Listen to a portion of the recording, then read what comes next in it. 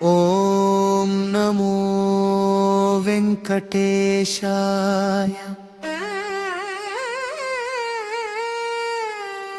ఓం నమో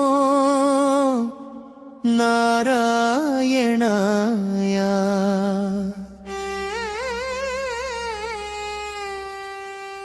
గోవింద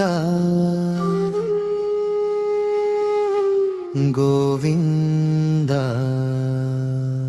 శేషాచలం శిఖరమున శ్రీహరి నిలిచిన వేళ, భక్తుల పిలుపు వినిపించగా భూమిపై దిగి వచ్చిన వేళ,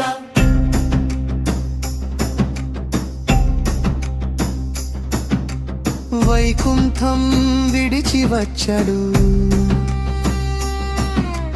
వేదనతో నిలిచినాడు. లక్ష్మీదేవి దూరమైన వేళ, మనసులో బాధ నింపుకున్నాడు. కాలచక్రం తిరిగిన వేళ, కలియుగం మొదలైనది. భక్తుల రక్షణ కోసమే శ్రీనివాసుడు అవతరించినది. శేషాచలం పై వెలసినాడు, ఏడు కొండల మధ్య నిలిచినాడు. ఆదివరాహ క్షేత్రమిది, అందులో శ్రీహరి నిలిచినాడు. అడవుల మధ్య తపస్సు చేసి అంతరంగం శాంతి పొందినాడు. మానవ రూపంలో దేవుడై భూమిపై ఆశ్రయం ఇచ్చినది. ఏడు కొండల శ్రీనివాస, ఎందుకు వచ్చావయ్యా? భక్తుల కోసం నిలిచినావా? మా బాధలు తీర్చావయ్యా. గోవింద గోవింద అంటూ పనాదం మార్మోగింది. నీ నామం వినగానే మనసు శాంతి పొందింది. పద్మావతితో కలిసినాడు. పవిత్రమైన ప్రేమ కథ, ఆకాశరాజు కుమార్తెగా అవతరించిన పవిత్రత. పెళ్లి వేడుక ఘనంగా జరిగింది. దేవలోకమంతా చేరింది. కుబేరుడి రుణం తీర్చడానికి కాలం మొత్తం సాగింది. వెడునం తీర్చే వరకు ఇక్కడే నిలిచినాడా స్వామి. భక్తుల రూపంలో సహాయం అందుకుంటున్నాడా స్వామి. ఏడు కొండల శ్రీనివాస, మాశల దీపమయ్యాని దృష్టి పడితే చాలు, జీవితం మారిపోతుందయ్యా. గోవింద గోవింద అంటూ గుండెల్లో నీవే నిండావా.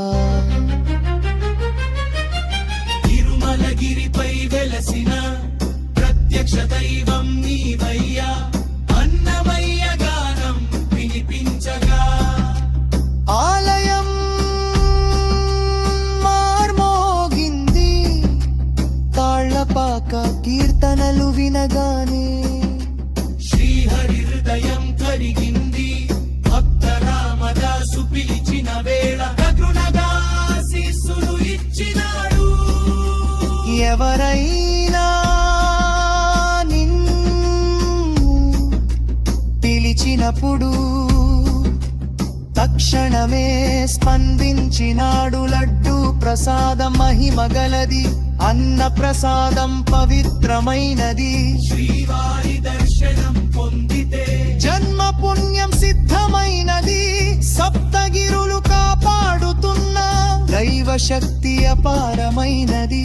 తిరుమల క్షేత్రంలో శాంతి ఎంతో గొప్పది. ఒక్కసారి గోవింద అన్నా చాలు. ఓడొస్తాడు వెంటనే కన్నీటి ప్రార్థన వినగానే, కరుణగా నిలుస్తాడు మనకే. ఏడు కొండల శ్రీనివాస, మా జీవిత రక్షకుడయ్యా, నీ నామం జపిస్తే చాలు అన్ని కష్టాలు పోతాయ్యా. గోవింద గోవింద అంటూ ప్రపంచం మార్మోగుతుంది. నీ ఆశీస్సులతో జీవితం సంతోషంగా మారుతుంది.